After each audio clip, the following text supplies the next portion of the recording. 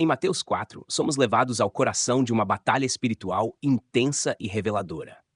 Jesus, recém-batizado e cheio do Espírito Santo, é conduzido ao deserto para enfrentar o tentador, o adversário de toda a humanidade.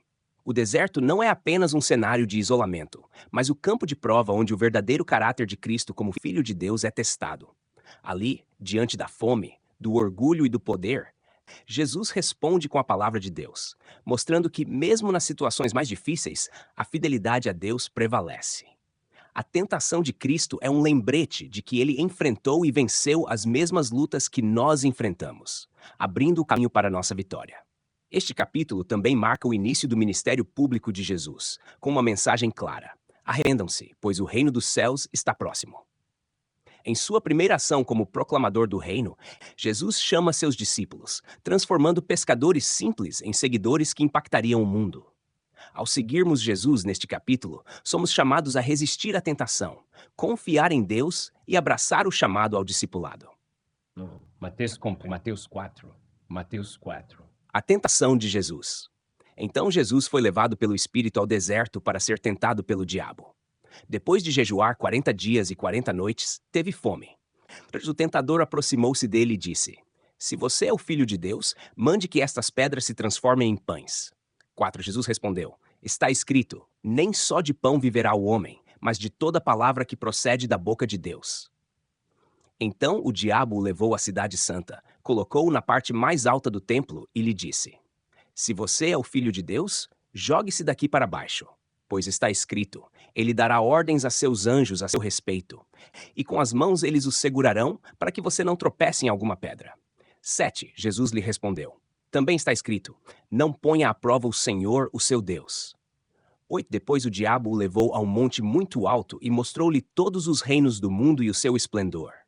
E lhe disse, tudo isto lhe darei se você se prostrar e me adorar. Jesus lhe disse, retire-se, Satanás, pois está escrito, adore o Senhor, o seu Deus, e só a ele preste culto. Então o diabo deixou, e anjos vieram e o serviram. Jesus começa a pregar. Quando Jesus ouviu que João tinha sido preso, voltou para a Galileia. 13. Saindo de Nazaré, foi morar em Cafarnaum, junto ao mar, na região de Zebulon e Naftali. 14. Para cumprir o que fora dito pelo profeta Isaías. 15. Terra de Zebulon e terra de Naftali, caminho do mar, além do Jordão, Galileia dos gentios. 16. O povo que vivia nas trevas viu uma grande luz. Sobre os que viviam na terra da sombra da morte, raiou uma luz. 17. Daí em diante Jesus começou a pregar. Arrependam-se, pois o reino dos céus está próximo. A chamada dos primeiros discípulos. 18. Andando à beira do mar da Galileia, Jesus viu dois irmãos, Simão, chamado Pedro, e seu irmão André. Eles estavam lançando redes ao mar, pois eram pescadores. 19. Disse Jesus, sigam-me, e eu os farei pescadores de homens. 20. No mesmo instante eles deixaram as suas redes e o seguiram. 21 do adiante, viu outros dois irmãos, Tiago, filho de Zebedeu, e João, seu irmão. Eles estavam no barco com seu pai, Zebedeu, preparando as suas redes. Jesus os chamou, e eles, deixando imediatamente o barco e seu pai, o seguiram. Jesus ensina e cura. 23. Jesus foi por toda a Galileia, ensinando nas sinagogas deles, pregando as boas novas do reino e curando todas as enfermidades e doenças entre o povo. 24. Notícias sobre ele se espalharam por toda a Síria, e o povo lhe trouxe todos os que estavam padecendo vários males e tormentos, endemoninhados, epilépticos e paralíticos, e ele os curou. 25. Grandes multidões o seguiam, vindas da Galileia, Decápolis, Jerusalém, Judeia e da região do outro lado do Jordão. Local, destinatário e profecias citadas. Local. O capítulo começa com Jesus sendo levado ao deserto para ser tentado pelo diabo. Após a tentação, Jesus vai à Galileia, e particularmente a Cafarnaum, onde começa seu ministério. Ele também caminha pelas margens do mar da Galileia e realiza ensinamentos nas sinagogas da região. Destinatário. O público-alvo do Evangelho de Mateus, como nos outros capítulos, é principalmente judeu, mas o capítulo 4 já antecipa que o ministério de Jesus impactaria também os gentios, como visto no cumprimento da profecia de Isaías sobre a Galileia dos gentios. Profecias citadas. Deuteronômio 8:3, citado por Jesus em Mateus 4:4, enfatiza que o homem vive não só de pão, mas de toda palavra que procede da boca de Deus. Deuteronômio 6,16, citado em Mateus 4,7, reforça a ordem de não testar a Deus. Deuteronômio 6,13, citado em Mateus 4,10, instrui a adorar e prestar culto somente a Deus. Isaías 9,1-2 é citado em Mateus 4,15-16, indicando que a vinda de Jesus traria luz à Galileia dos gentios. Expositiva. A tentação no deserto. Mateus 4 começa com a tentação de Jesus no deserto, logo após seu batismo. Esse momento de tentação é repleto de simbolismo. O número 40, os dias de jejum, e o deserto remetem diretamente à experiência de Israel no deserto durante 40 anos.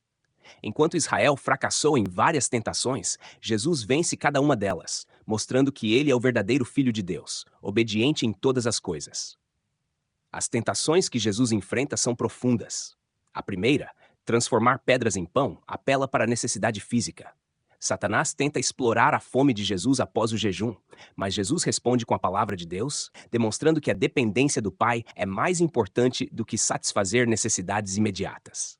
Aqui, vemos que a palavra de Deus sustenta o homem de forma mais profunda do que o pão. A segunda tentação, no pináculo do templo, é uma tentativa de fazer com que Jesus prove sua filiação divina, forçando um milagre. Satanás cita as Escrituras, mas fora de contexto. Jesus responde com a verdadeira aplicação das Escrituras, recusando-se a testar Deus. Essa resposta mostra que, mesmo quando tentados a forçar a intervenção de Deus, devemos confiar em sua vontade. A terceira tentação é talvez a mais direta. Satanás oferece todos os reinos do mundo em troca de adoração. Aqui, a questão central é quem será adorado. Jesus rejeita a tentação e reafirma que apenas Deus merece adoração e culto.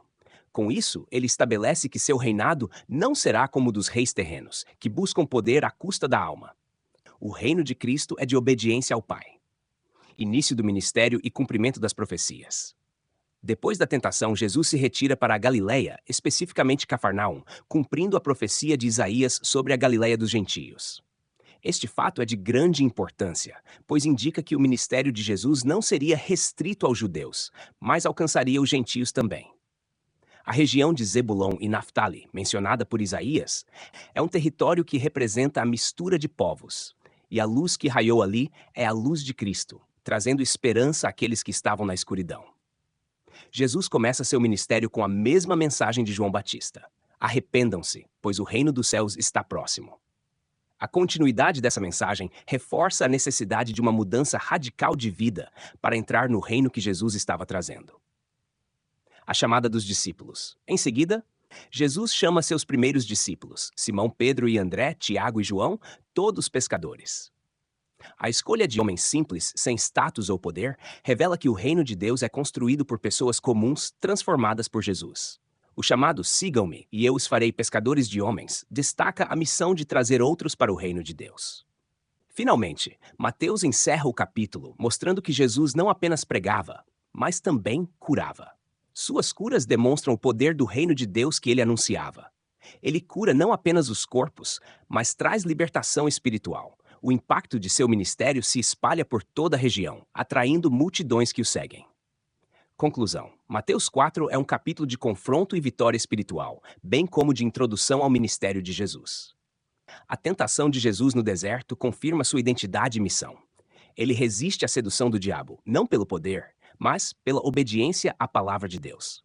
Seu chamado ao arrependimento e o início de sua pregação e cura mostram que o reino de Deus chegou, oferecendo luz a um mundo em trevas.